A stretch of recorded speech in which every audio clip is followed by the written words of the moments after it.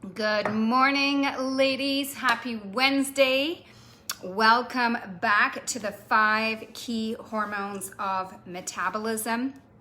In this mini series that I'm putting together for you ladies this week, I'm talking all about some of the key hormones that have an impact on our ability to lose weight. So we're talking about cortisol, insulin, thyroid, estrogen, and human growth hormone. And today's topic is the thyroid.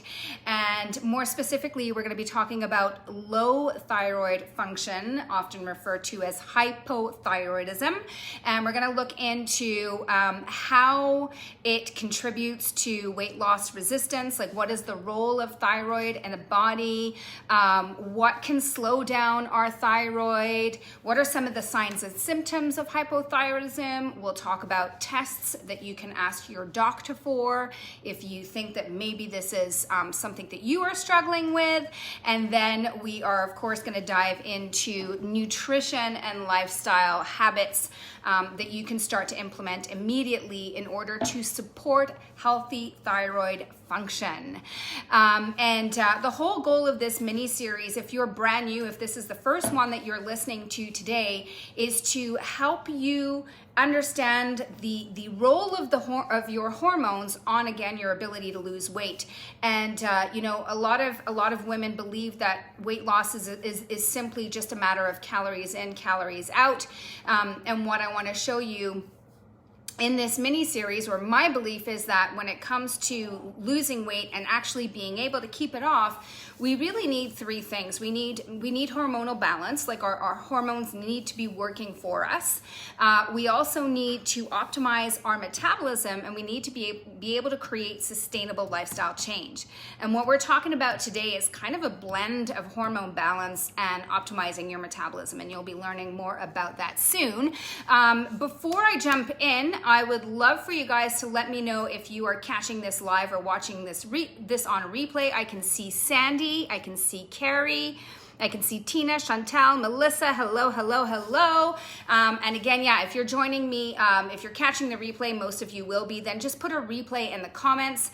And that will just tell Facebook to send this out to more of the members in our community so that they can also benefit from this information. And if you are new to the group and you don't really know me yet, my name is Haley. I'm a nutrition coach and I am 46. I am in perimenopause. I have one little girl that I had at the age of 40. I struggled with my hormones in my 30s, and now I really, my sort of passion in life is helping women that are going through perimenopause and menopause just learn how to take care and take charge of their hormones and take charge of their body. So again, today we are going to be talking about the thyroid. Hi, Diane. I always like to start with a story, as you know. So I want to tell you a little bit about sort of how I was introduced to the thyroid and hypothyroidism. And really, I've been studying, just learning more and more about the thyroid probably for about 10 years now. And when I first got into nutrition coaching, one of my very first clients way back when was a young woman. She must have been about like 18 or 19. I can't quite remember, but quite young. Certainly not going through menopause. But she was really struggling with weight loss, and that's why she came to me. And she was a very active woman, and or young lady. She was eating pretty clean, and just to kind of put this in perspective, she was on the basketball team, and they trained really hard. Like, she was hitting the basketball court all the time, which is very high energy. And then on top of that, she was going to the gym and doing workouts at the gym. And then on top of that, she was dieting in order to lose weight. Okay, so I'm kind of giving you some cues about what we're talking about today. And I remember she told me that she had hypothyroidism, and I was like, okay, I know nothing about that. So I started to Google. And I went back to Precision Nutrition, who I trained with, and I was like, "What is this hypothyroidism?" And started learning more and more and more about this gland, and this led me to discover a course called "Fat Is Not Your Fault." It is still a course that you can purchase today. Fat Is Not Your Fault. It's a course that was developed by Dr. Brian Walsh, and this is what led me down the path of where I am today, talking to you ladies, because in that course, his sort of like what he teaches women or anyone who wants to take the course is that essentially your physiology, how well your body is functioning, determines your ability to lose weight. And if your body is not functioning properly on the inside, you will not get the results that you want on the outside. And for me, that was like a major aha moment. That is when I realized that calories in, calories out just wasn't gonna cut it. And with this particular young lady, like I taught her how to eat clean. Like we were focusing on protein and vegetables and making sure that her carbohydrates were from whole food and making sure she had healthy fats. She was doing everything, and she was counting her calories and journaling her food, and yet she did not lose weight. And as I started to learn about the thyroid, I was like, you know, I think you're working out too much. I think you're working out too much, and I think we need to increase your caloric intake. Of course, she didn't do any of those things, and I didn't really know how to help her with that. But fast forward 2 years later, I see her again at the gym, and she's now moved on to university. She's not on the basketball team anymore, and she no longer has time to go to the gym all the time, and she's eating more because she's now in university, and she starts losing weight. Okay, so I'm going to leave that story there, and I'll start to make sense as I kind of take you through this. Okay, so let's start with just a few facts about the thyroid. And the thyroid, I'm going to say right now, it is one of the most complex hormones to understand, and like the process and all of the different hormones that come out of it and all of the different things that can go wrong with the thyroid are like super complicated. We're not going to dive into it all today, but I just want to give you a few facts. So number one, I want you to understand that the thyroid, like all of the other hormones, I'm going to go back to the same thing, Goldilocks principle. Not too much, not too little, but just right. So if you have too much thyroid hormone, if your thyroid is producing too much hormone of T3, T4, you have hyperthyroidism. This is too much, like your thyroid's like overproducing. And if you have too little, then it is considered hypothyroidism. Both present their own challenges. What we're going to be talking about today is hypothyroidism. So low thyroid function. So your thyroid is not producing as many hormones as it should be producing. And this is a condition that affects women way more than men. It is believed that, or the stats that I know is that at least 1 in 9 women get diagnosed with hypothyroidism. That is a lot. And it is also believed that a lot of women are walking around with hypothyroidism but have not yet been diagnosed.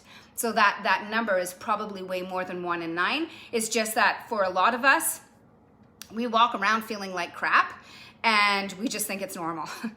And there's a lot of women that go misdiagnosed because the thyroid is so complex. And so it is very easy for some of the tests to kind of, that doctors might do to see if you have a thyroid condition, present themselves as normal, but they're not, okay? So super complex little thyroid or little gland, but understand that. And the other really, this is another really important thing to know is that there is a belief that most women who have hypothyroidism also have something called Hashimoto's. So Hashimoto's is an autoimmune condition that affects the thyroid. It's called Hashimoto's thyroiditis, but also low thyroid function. And this is really important to understand because as soon as you have any kind of autoimmune condition, then you have chronic inflammation. And chronic inflammation is going to lead to all kinds of disease later on in life. So this is something that we really need to take control of. Again, it's not just about weight loss, it's also about overall health. So I want you to think of your thyroid as sort of like, good morning, Michelle. Hello, Ramona. I want you to think of your thyroid as kind of like the master controller of your body, okay? It's quite small, but it has a very massive impact on every single cell in your body. And it produces two main hormones, T3 and T4. And you can kind of think of T3 and T4 as putting on the gas. So the more T3 and the more T4 that your body is producing, the more gas you're putting on your body's ability to function, on your metabolic rate. And we're gonna dive into that a little bit. But just understand that it's kind of like the gas that revs up your metabolism. And any change to your thyroid function will have a massive impact on your body everywhere, all over, because we have these thyroid receptors all over our body. And again, just understanding that these hormones, they're little chemical messengers. So they travel through our bloodstream and they go to these little receptors and they tell the body to do certain things.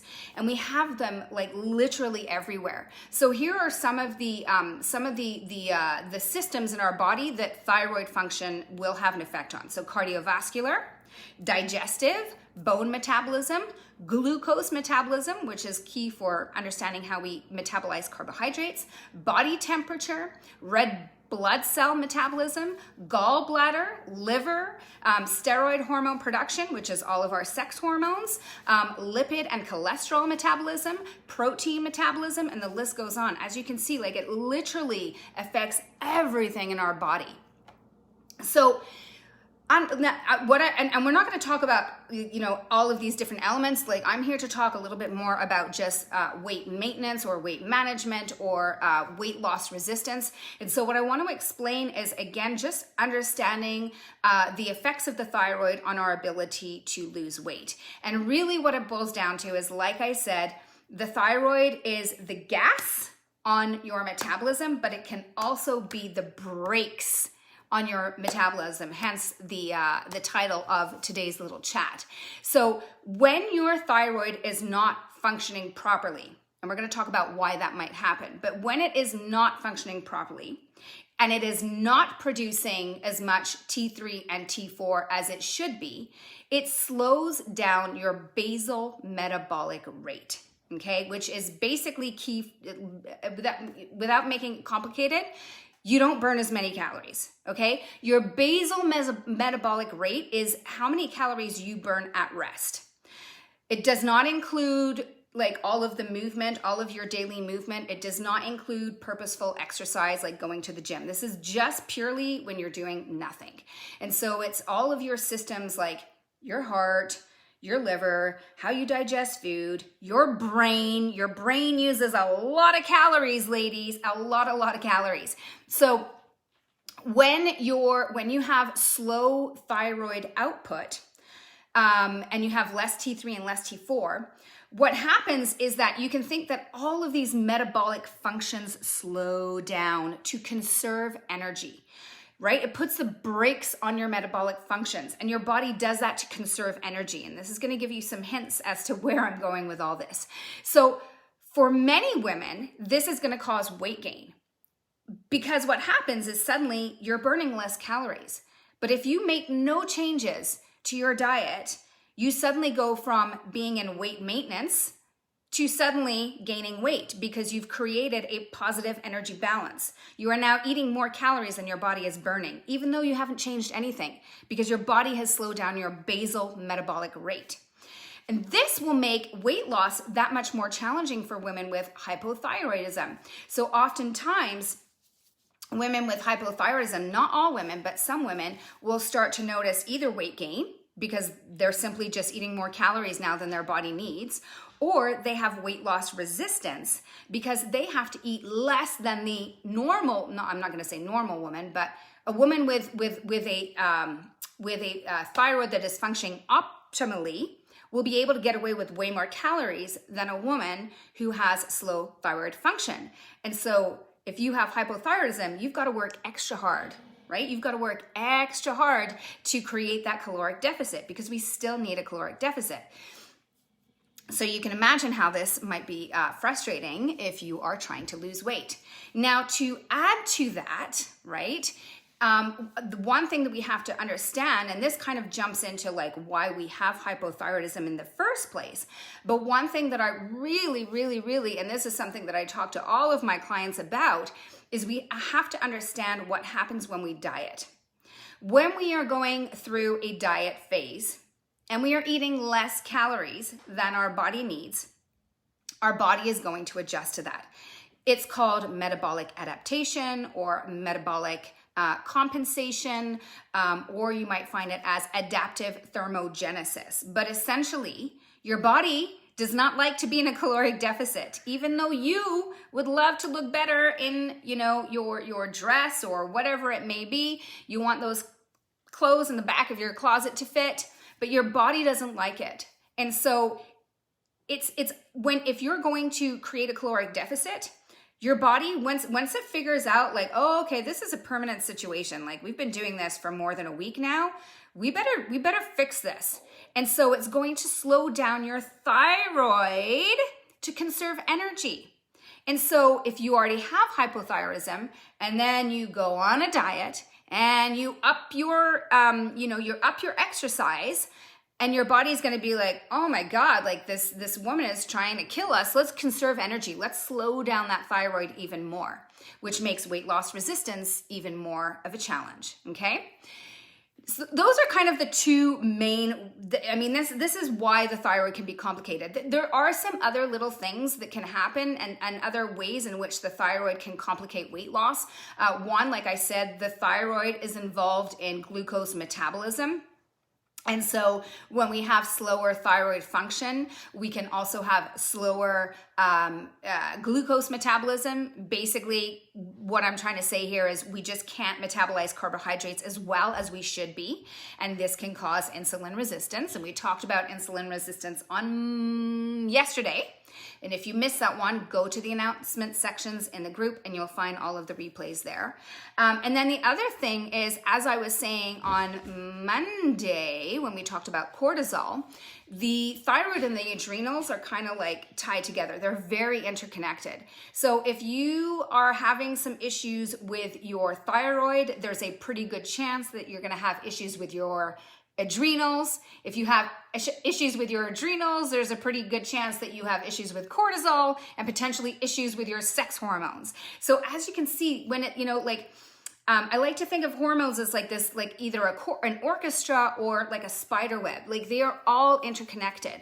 If you think of a spider web, if you touch here, like the whole thing vibrates. There's like this ripple effect.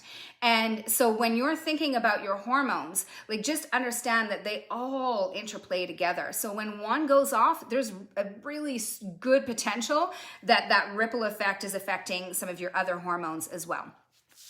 And Michelle said, and as you gain weight, thyroid meds often need to be adjusted. Yes, Michelle, that is a great point, is that with your thyroid, like, oftentimes women have to, if you are going on thyroid, hormone replacement therapy, which I'm not a doctor, so that's not my job here.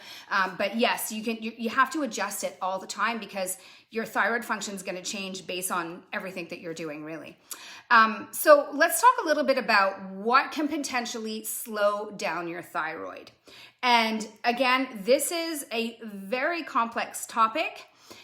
This is not meant as any kind of diagnosis whatsoever. It is so complex. Your thyroid, the way that these hormones are produced, they belong on this axis called the HPT, so hypothalamus pituitary thyroid. And all of that has to be functioning properly in order for your thyroid needs to be healthy in order to produce these hormones. And so it can go wrong all over the place. It can go wrong in the hypothalamus. It can go wrong in the pituitary. It can go wrong in the thyroid. So again, like when it comes to thyroid, like you absolutely must be working with your doctor or a naturopath or a functional medicine practitioner, someone that understands the thyroid and can help you, because it really is that complex. But just to give you an idea, because we're going to talk about signs and symptoms, but we're also going to talk about some of the things that can cause it. So number one is stress. Guess what? Stress.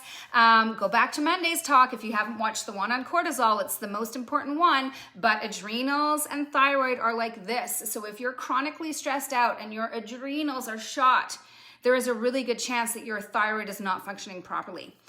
To my chronic dieters and my overtraining ladies, like I said, metabolic compensation, metabolic adaptation. If you are chronically giving your body less energy than it needs, it's going to conserve energy and it will slow down the functioning of your thyroid to do that. It's trying to protect you, okay?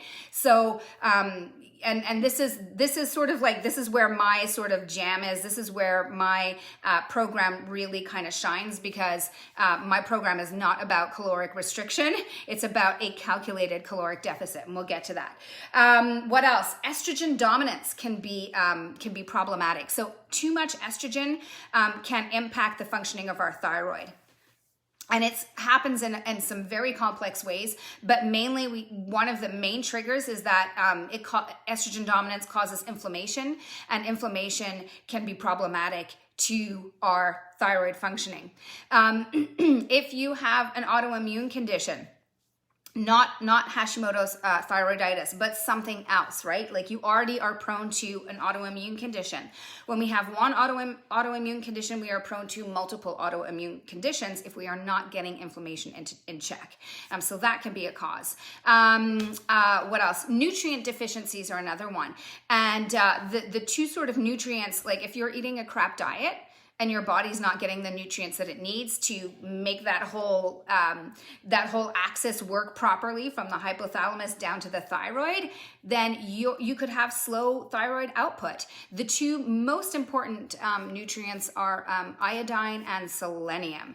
Now, this does not mean that you should go out and start, supplementing with iodine and selenium. Like everything, Goldilocks principle. Not too much, not too little, just right, which is why with supplements, I really feel that first we need to get tested, and then we need to buy our doctor, and then we need to figure out how to get that into balance.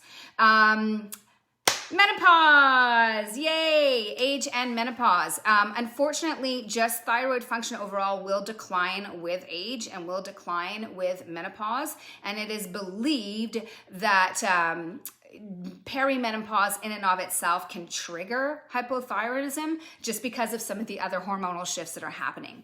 So just being in our age group puts us a little bit more at risk. And then also exposure to environmental toxins, which we're going to be talking about more tomorrow, but environmental toxins, like they're everywhere. Your mascara, your shampoo, your soap, your deodorant, your laundry detergent, the chemicals that you use to clean your house, they're everywhere. I'm not going to dive into that because we're going to talk about that tomorrow, but it can have an impact on your thyroid. So just understanding, right, there's all these different things. It's not just about dieting. There are different things that can impact it. Signs of symptoms of low thyroid. So like I said, if you think of hypothyroidism or low thyroid function as kind of like putting a brake on your metabolism, then then these signs and symptoms will make sense because it's slowing down your metabolic functions, right? It slows it down to conserve energy. And so some of the things that you might notice is less energy, right? Less energy overall. And this is going to be, especially if you're slowing down your thyroid output because you're over dieting and overtraining, like your body is going to try and just like make you want to hang out on the couch because it's trying to conserve energy. Cold intolerance. Cold intolerance is another big one. Like if you're cold all the time, that could be a sign that you have a thyroid problem because thermogenesis, right? Like this is like when we're burning calories, we're producing heat. And so if your body slows down how many calories you burn, you're going to start to get cold. Like literally your body temperature will drop by about 1 degree and you will be cold. Constipation slows down the digestive system, right? If you have troubles with constipation, that could be a sign. Dry skin, dry hair, brittle nails, right? Like your body is just like, it's slowing everything down. So like, you know, it just doesn't look as good because your body isn't as vital as it should be. Brain fog is another big one, right? So, or anything affecting your brain, because again, your brain, it likes a lot of calories. And so if your body's trying to conserve energy, then you might get like a hard time focusing, or maybe your poor memory. You can also start to struggle with stuff like anxiety and depression. So anything that affects the brain, right? Because it's not getting as many calories as it needs, then you can start to notice that. Insomnia is another huge one. Unexplained weight gain and weight loss resistance, which I've already covered. Those are some of the main ones. There are like way more. If you were to Google like low thyroid signs and symptoms, like you'd probably find a list of 100.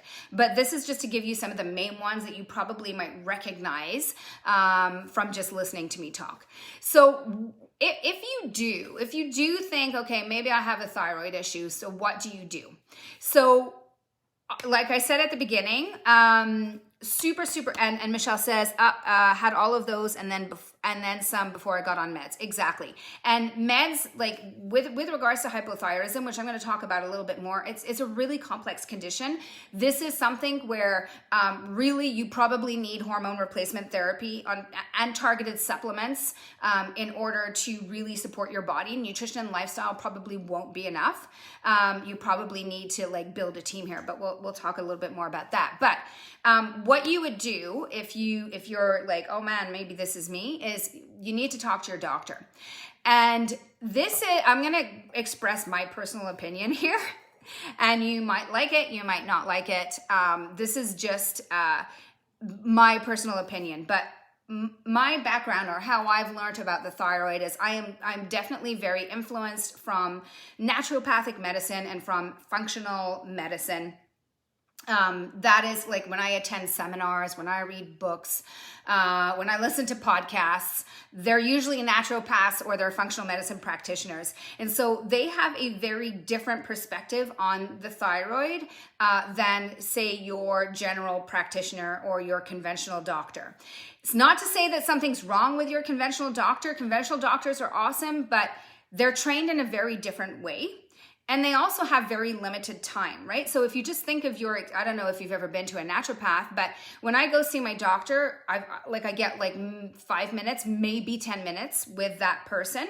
And they don't have time to ask me about my diet and my stress levels, and they're very limited in what they can do. Whereas a naturopathic doctor or a functional medicine practitioner, like you book time with them, you book half an hour or you book an hour, and yeah, you pay for it, but you have more time. And so they're going to dive into they're going to look at everything. They take a much more holistic approach. And as you've seen, again, when it comes to hormones, it's a web. And so a naturopath or a doctor, or a functional medicine practitioner, they're going to take time to look at the web. And what I like about that form of medicine is that what they're trying to do is they're trying to get to the root cause. So instead of just being like, here's some thyroid meds, they're going to be like, well, why is your thyroid not functioning properly? Let's sort it out. Let's get to the root cause and sort it out there, so that we can support your thyroid. Because if you're just taking the meds and you're not getting to the root cause, and I see this all the time where women have to take more and more and more and more thyroid to feel normal, because they're not addressing what's causing the thyroid issue in the first place. I hope that makes sense. So the test that you can go out, and I'm going to put this on the cheat sheet as well, which if you're not getting the recordings by email, by the way, because that's how I'm sending them out, it's projectmenopause.ca/mini-series. That's where I'm sending out all the cheat sheets. But TSH, free T3, free T4, and then your antibodies. And I'll put these again in the cheat sheet. These are the ones that you want to ask your doctor to do. Now, a conventional doctor may only want to do TSH, and I am of the personal belief that this is where we need to push a little harder, because we have to advocate for our own health, and they may not want to do all of the tests that I just gave you, but oftentimes if you just get your TSH tested, you could be one of those misdiagnosed women, because your TSH could look normal, but there could be something else happening. Like I said, it's such a complex condition, and you really need to find a doctor who really understands thyroid. It way over my head. I know enough to know that it's very complex, but and to know that you really have to make sure that you're doing multiple tests. And then one more thing that I might add there, again, this is personal opinion, based on sort of my influence from naturopathic medicine and functional medicine, but and sort of the differentiation between what your conventional doctor might say and what you might get if you go see a naturopathic doctor. But there are sort of like conventional ranges, because when doctors are testing for your different hormones, they're looking at what range it's in. And there's what's called conventional ranges. And then in the functional naturopathic world, they call them optimal. And the range is a lot tighter in the optimal when you're thinking about optimal. And so when you go and get tested, your conventional doctor might say, oh yeah, you're in the normal range. And your functional medicine doctor might say, yeah, you're in the normal range, but you're not in the optimal range. And you want to be in the optimal range. That is where you're going to look your best. That is where you're going to feel your best. And so if you know deep down inside, like if you do see your conventional doctor and your doctor says, no, there's nothing wrong with your thyroid, or, you know, you're just getting older, it's menopause, this is normal. But in your gut, you're like, no, this isn't right. I don't feel good. You've got to keep searching. Find a doctor that's going to help you. Okay, I'm going to get off my little pedestal here, and let's keep going. Okay, so how can you support your healthy thyroid function? So again, here, like, this is where my role is limited. I'm not going to lie. It is outside of my scope of abilities to be able to say, hey, I'm going to fix your thyroid, because again, there's so many things that could be going wrong here. And most women will need to get on some form of hormone replacement therapy to heal their thyroid. They might have to be on it for the rest of their life. When our thyroid gets affected, sometimes it's permanent. And you may have to be on thyroid meds for your entire life. And there are certainly like very specific supplements that can help, targeted supplementation. But again, this is something that is outside of my scope of practice. And so if I have a woman in my practice that, or who comes to me to help for me to lose weight, because that's what I do, then I will, if I think that they have hypothyroidism, I really want to make sure that they are working with their doctor or their naturopath or their functional medicine practitioner alongside with me. My role, the way that I see it, is my role is, number one, like I said, my biggest role is I do not want your diet to slow down your thyroid. That is my main role. And so that's why I say that with my clients, I'm very conscientious of how many calories they are getting in their, like in our approach. I don't want to drop their calories down to 1,200, especially if they're working out 6 days a week, because I know that that is going to mess up their thyroid. So I have to help them appreciate like why low calorie is going to have such an impact on their thyroid. And then I have to help them learn how to create what is a calculated caloric deficit. Some of my clients have to go on a reverse diet. I have to increase their calories to increase their metabolic rate and tell their thyroid, hey, it's okay, it's cool, you don't have to conserve energy anymore, okay? So that's my job. And I also want to kind of like support overall thyroid health. So when it comes to nutrition, so obviously a nutrient-dense diet, okay? This goes without saying, like we got to eat real food. High fiber, really important. There's a big connection between the gut and the thyroid. So making sure that we're thinking about the gut, giving the gut plenty of fiber, because that's what feeds all of the good bacteria in your gut. So we have to make sure we have a good high fiber diet. We have to make sure that it is anti-inflammatory. So as I was saying at the very beginning, a lot of women who have hypothyroidism actually have an autoimmune condition called Hashimoto's.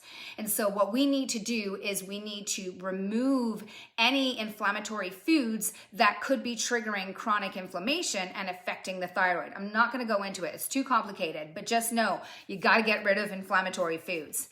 Carb cycling. This is another really big one. So, ketogenic diets, right? Like they're really popular right now, but in the nutrition space, there's definitely a good percentage of people that will tell you that ketogenic diets are terrible on your thyroid health, too much stress on the body, and the body literally needs insulin and glucose to convert some of those hormones into the active hormones that your body needs.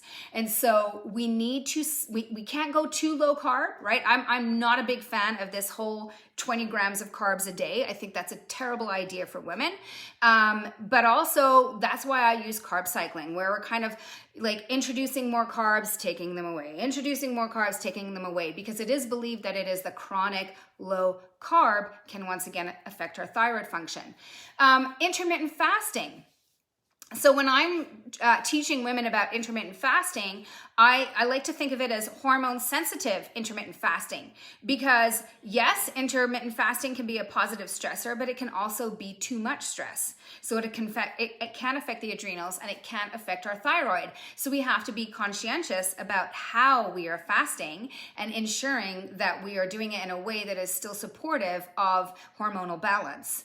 And then when it comes to lifestyle habits, then for me, it's all about adrenal support. So again, stress management, listen to Monday, minimum effective dose training, like sustainable exercise, right? Like if we, especially in a woman who has thyroid issues, because she's probably got adrenal issues too, I don't want like tons of CrossFit. I don't want tons of HIIT. I don't want tons of moderate cardio. I don't want 6 days a week of training. I really want to kind of tone it down and create something that's more sustainable, so that the body doesn't go into that like conservation mode.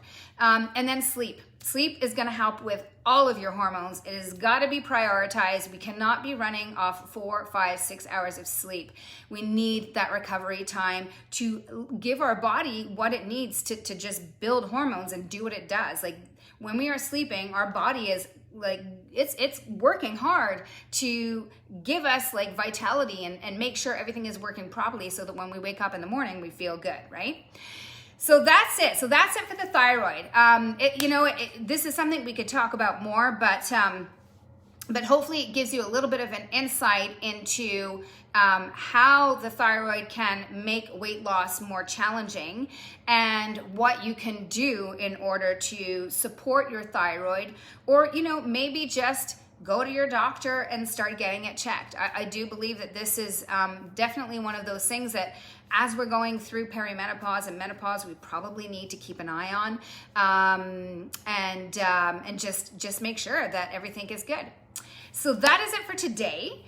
Tomorrow we're talking about estrogen dominance.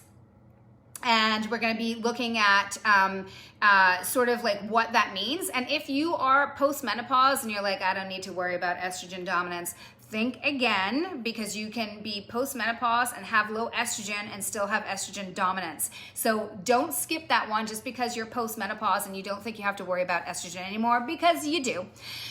So don't forget that one. And then finally, for those of you who need help implementing all of this information. So I'm giving you like all these different tools or strategies to balance these hormones. If you want help in implementing all of this, then go and check out my Black Friday promo. You're going to see I'm posting about it inside the group, but essentially what I'm doing is I'm offering a discount on my program, my online program. It's called Perimenopause Body Solutions Personal Coaching Program, where you get to work with me one-on-one, and I will help you implement all of this so that you get a structured nutrition program, you get a structured lifestyle program, you get one-on-one personal coaching, and it is step by step. I tell you when to eat, I tell you when to work out, I tell you what to eat, I tell you when to fast, I tell you when to cycle carbs, I tell you exactly what to do. All you have to do is follow along. And you can get a discount on that right now. And I'm throwing in a ton of bonuses, access to the membership site that I'm launching in January, access to the Little Black Dress project when you want to do it, access to a 10-day detox that I've got planned for the spring, access to my old course, which is called Keto Essentials for Busy Women. It's about how to do keto the right way if you are a woman over the age of 40. So you get access to all of that. So lots and lots of bonuses. If that is of interest, what we're going to do is hop on a call. And because I only take a limited amount of women inside this program because it is one-on-one coaching. So in that call, what I like to do is figure out like what's been going on in your life that is making you reach out to me. Like, what are your goals? What's your dieting history? What are you currently doing? What are your biggest obstacles? What's worked in the past? All those questions so that I can figure out A, if I think I can help, and then B, if I do, then we can kind of go over what that might look like and what it looks like to work with me as your coach. So if that is something that you're interested in doing, you can reach out to me via Messenger on Facebook. You can certainly comment below, just be like Black Friday promo, and I'll just reach out to you and start a conversation. And we'll hop on a call, we'll have a chit chat, and then you can see if it is the right fit for you. That is it for today. Thank you so much for listening and joining me and sticking with me to the very end. I hope you all have a wonderful day, and I will see you at 10 o'clock tomorrow, and we're talking about estrogen. Bye.